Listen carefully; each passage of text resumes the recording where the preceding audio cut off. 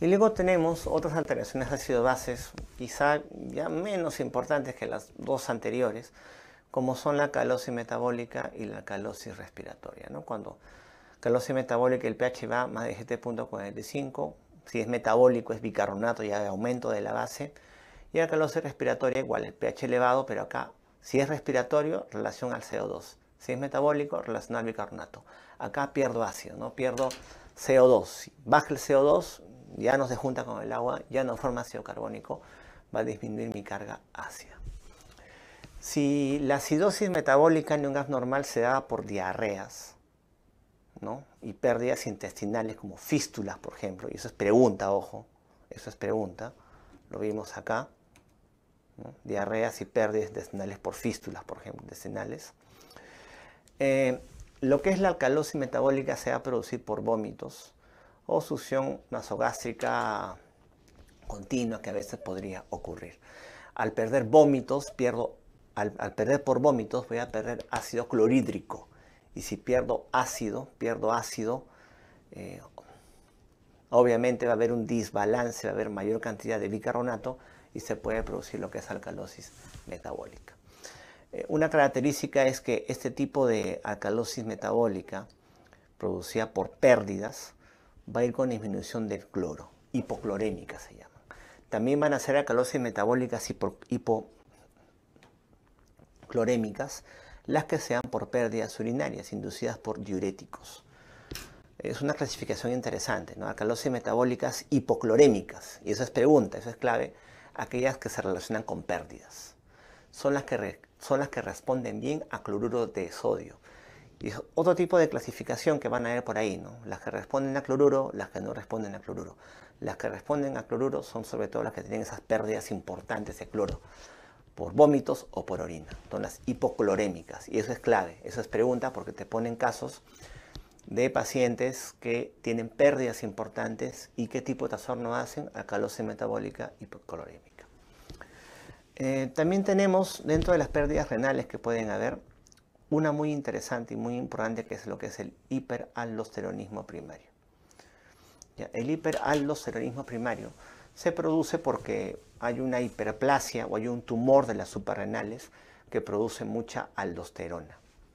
Al producir mucha aldosterona, en el tubo colector se absorbe mucho sodio y agua, lo que me genera hipertensión en el paciente, pero también se bota potasio y hay hipocalemia. El cuadro clásico de hiperaldosteronismo primario es hipocalemia con hipertensión arterial. Hipertensión arterial. Cuando ese hiperaldosteronismo primario se debe a un adenoma suprarrenal productor de aldosterona, se conoce como síndrome de Cohn. Síndrome de Cohn es el adenoma suprarrenal productor de aldosterona. Lo clásico es hipocalemia más hipertensión arterial, ¿no? Y también tenemos otros tipos de síndromes como el Cushing, Bartter, Lieder, etc., ¿no? También la alcalosis metabólica por redistribución se puede dar con lo que es hipocalemia severa. Generalmente la hipocalemia va con alcalosis metabólica y la hipercalemia va con acidosis metabólica. La excepción van a ser las acidosis tubulares renales. En algunos tipos de acidosis tubular renal hay acidosis metabólica con hipocalemia. Es una excepción.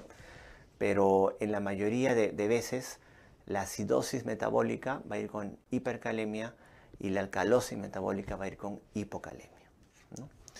Dentro de lo que es alcalosis respiratoria, estas se deben sobre todo a hiperventilación, a un aumento de la frecuencia respiratoria o un aumento de la profundidad de esta y de forma continua. Por ejemplo, ¿cuándo puedes aumentar tu frecuencia respiratoria? En el mismo embarazo, ¿no? Por la compresión del diafragma, la gestante podría aumentar su frecuencia respiratoria. Y al aumentar la frecuencia respiratoria va a eliminar más CO2. Si eliminas más CO2, hay menos ácidos volátiles respiratorios, ¿no? Se puede generar lo que es una alcalosis respiratoria por disminución de CO2. Repito, CO2 más agua forma ácido carbónico. Si se acumula CO2, más ácido carbónico. menos CO2, menos ácido carbónico, alcalosis respiratoria. Grandes alturas, y eso es pregunta, eso es clave. El paciente viaja a Cerro de Pasco, aumenta su frecuencia respiratoria, puede generarse alcalosis respiratoria. Cualquier enfermedad pulmonar de cualquier tipo me puede generar aumento de frecuencia respiratoria.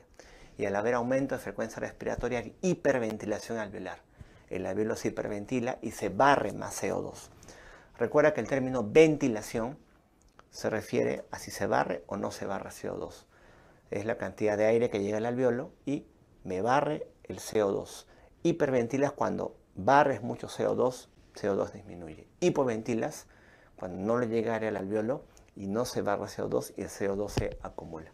Cualquier patología pulmonar, neumonía, EPOC, asma, me pueden generar aumentos de frecuencia respiratoria y barrerme lo que es el CO2. Y me generan alcalosis respiratoria. Recuerda que el EPOC asma no es sinónimo de aumento de CO2. EPOC y asma grave sí.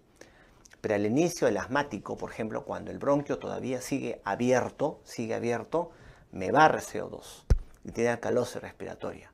Cuando el bronquio ya se cerró, una crisis asmática severa, recién se eleva el CO2 y hace acidosis respiratoria. O sea, es variable. También algunos fármacos que me pueden generar eso, procesos intracraniales que me pueden generar aumento de la frecuencia respiratoria y, por supuesto, patologías psiquiátricas, cuadros de histeria, cuadros de ansiedad.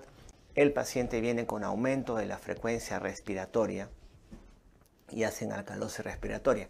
Lo interesante es que los estados de alcalosis respiratoria me pueden generar redistribución del calcio. ¿Ya? Redistribución del calcio del extra al intracelular. Baja el calcio sérico en la sangre inducido por los estados de alcalemia y me puede generar contracciones en los pacientes. La tetania, que llamamos, ¿no? El paciente ansioso viene hiperventilando y medio contracturado, porque se produce redistribución del calcio inducido por los estados de alcalemia.